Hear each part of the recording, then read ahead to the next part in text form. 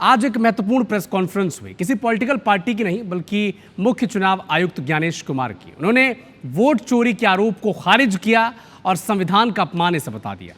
इसके बाद राहुल गांधी का नाम लिए बगैर कह दिया कि जो भी आरोप लगे हैं 7 दिन के भीतर हलफनामा दे दें या फिर देश से माफी मांग लें। उन्होंने ये भी कहा कि चुनाव आयोग के कंधे पर बंदूक रखकर वोटर्स को टारगेट किया जा रहा है।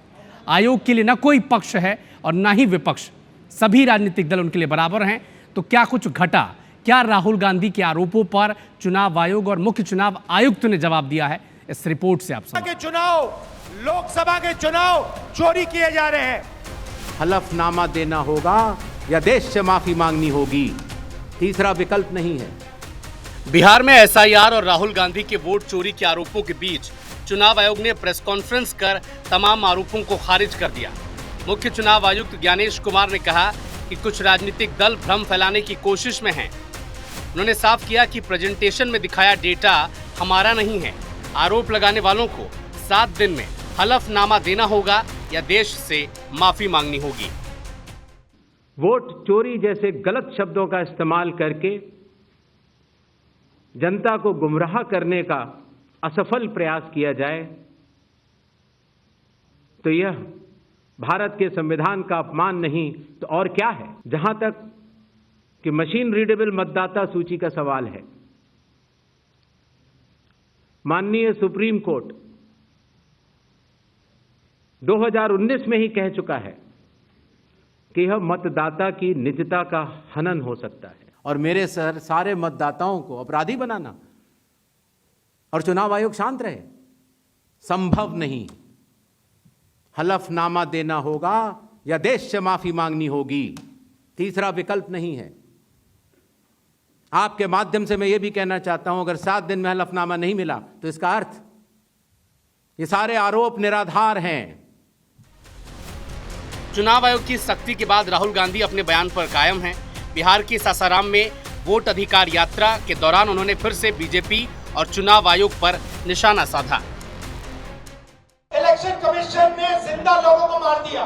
ये वोट चोरी की सच्चाई मैं आपको गारंटी कहकर दे रहा हूं। जो मैं कह देता हूं मैं छोड़ता नहीं हूं।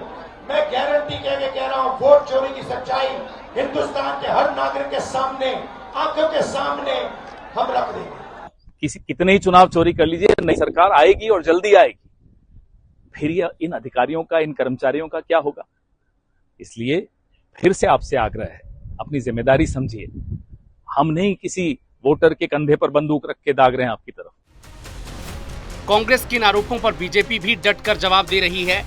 चुनाव आयोग की प्रेस कॉन्फ्रेंस पर बीजेपी नेताओं ने क्या कहा, आप भी सुने। राहुल गांधी इस देश में झूठ बोल के, भ्रम फैला के अराजकता फैलाना चाह रहे हैं और मुझे लगता है कि चुनाव आयोग को कड़ा से कड़ा स्टेप लेना चाहिए। ये बड़प्पन है चुनाव आयोग का कि वो प्रेस कॉन्फ्रेंस करके समझा रहे हैं, लेकिन भारतीय जनता पार्टी को तो एतराज़ नहीं है, जदयू को तो एतराज़ नहीं है, लोजपा को एतराज़ नहीं है, देश की और कई बड़ी पार्टियां हैं उनको एतराज़ नहीं है। बस ये कांग्रेस को, राजद को इतराज़ है, क्योंकि इन लोगों ने लगातार इलीगल घुसपैठियों के वोट बनवा रखे हैं। देखिए, एसआईआर का मुद्दा जबरदस्ती राहुल गांधी जी उठा रहे हैं। चुनाव आयोग की सतत प्रक्रिया है मतदाता सूची का पुनरीक्षण करना, और मुझे लगता है अगर उनको लगता है कि चुनाव आयोग कोई गड़बड़ कर रहा है तो जो हलफनामा देने की बात की है वो हलफनामा दें, और नहीं तो पूरे देश की जनता से उनको माफ़ी मांगना पड़ेगा। और राहुल गांधी जी इससे पूरी तरह एक्सपोज हो गए हैं। एसआईआर और वोट चोरी को लेकर राजनीति गर्म है। अब चुनाव आयोग ने निष्पक्षता के साथ जवाब दिया है और ये साफ कह दिया है कि किसी ब्लैकमेलिंग से काम चलेगा नहीं। चुनाव आयोग सभी मतदाताओं के साथ चट्टान की तरह खड़ा था, है और रहेगा। Bureau report, IBC 24।